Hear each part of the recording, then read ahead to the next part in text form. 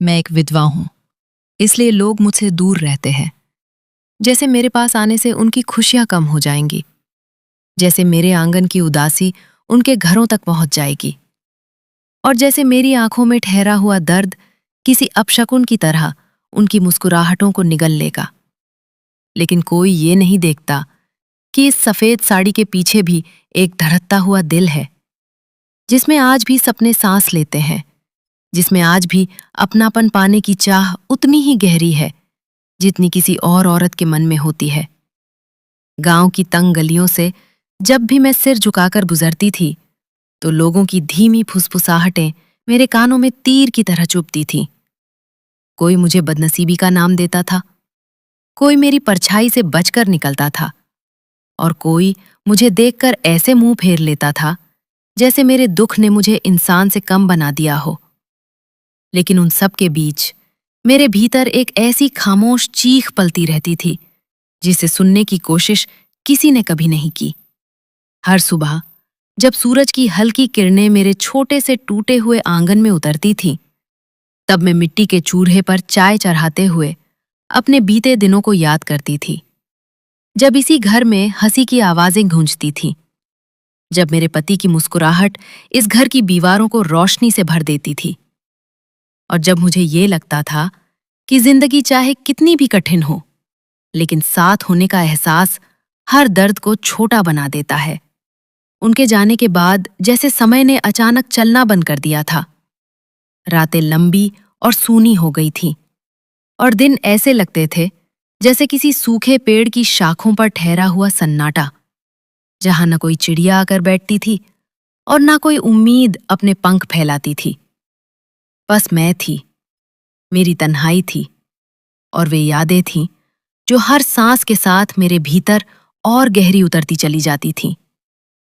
लेकिन सबसे ज्यादा दर्द मुझे उनके जाने का नहीं, बल्कि लोगों के बदल जाने का हुआ था। क्योंकि जिन रिश्तों ने कभी मुझे अपनेपन का भरोसा दिया था, वही रिश्ते अब मुझे बोझ समझने लगे थे। और जिन आंखों में कभी मेरे लिए सम्मान था, उनमें अब दया, दूरी और अजीब सा डर दिखाई देने लगा था। जैसे विधवा होना कोई बीमारी हो जो छूने से फैल जाती हो। एक शाम जब बारिश के बाद की ठंडी हवा पूरे गांव में फैल रही थी, और मैं अपने घर के बाहर टूटी हुई चौखट पर चुपचाप बैठी आसमान को देख रही थी, तभी पहली बार किसी ने मेरे पास आकर बिना झिझक बैठने की हिम्मत की थी। और वो था आरव, जिसकी आंखों में मुझे वो अजीब सी नरमी दिखाई दी थी जो बहुत कम लोगों में बची होती है। उसने मुझसे कोई दया भरे सवाल नहीं किए। उसने मेरे माथे की सफेद बिंदी या मेरी सूनी माँ को घूर कर नहीं देखा, बल्कि उसने धीरे से पूछा था कि क्या मैं हर शाम यूं ही अकेले बैठकर आसमान से बातें करती हूँ। और उस छोटे से सवाल में मुझे वर्षों बाद पहली बार यह एहसास हुआ था कि शायद कोई मुझे मेरे दर्द से अलग भी देख सकता है। धीरे धीरे उसकी बातें मेरे सूने दिनों में उजाले की तरह उतरने लगी थीं।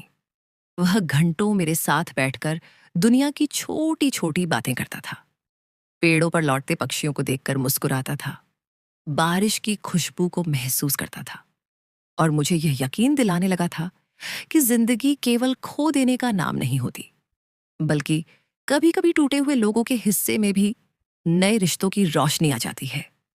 गांव वालों की नजरें अब और भी तीखी हो गई थीं। लोग मेरे बारे में बातें बनाने लगे थे। कोई कहता था कि एक विधवा को इतनी खुलकर हंसना शोभा नहीं देता। कोई कहता था कि मुझे अपनी सीमाओं में रहना चाहिए।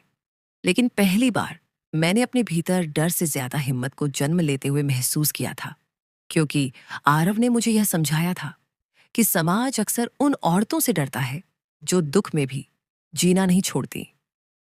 उस रात जब मैं अपने आंगन में खड़ी आसमान के तारों को देख रही थी, तब मुझे अचानक एहसास हुआ कि मैं केवल एक विधवा नहीं हूं, मैं एक औरत हूं, एक इंसान हूं, जिसके भीतर प्यार करने की क्षमता आज भी जिंदा है, जिसके दिल में आज भी सपनों की जगह खाली है, और जिसे सिर्फ इसलिए अकेलेपन की सजा नहीं दी जा सकती क्योंकि किस्मत ने उससे उसका साथ ही छीन लिया था।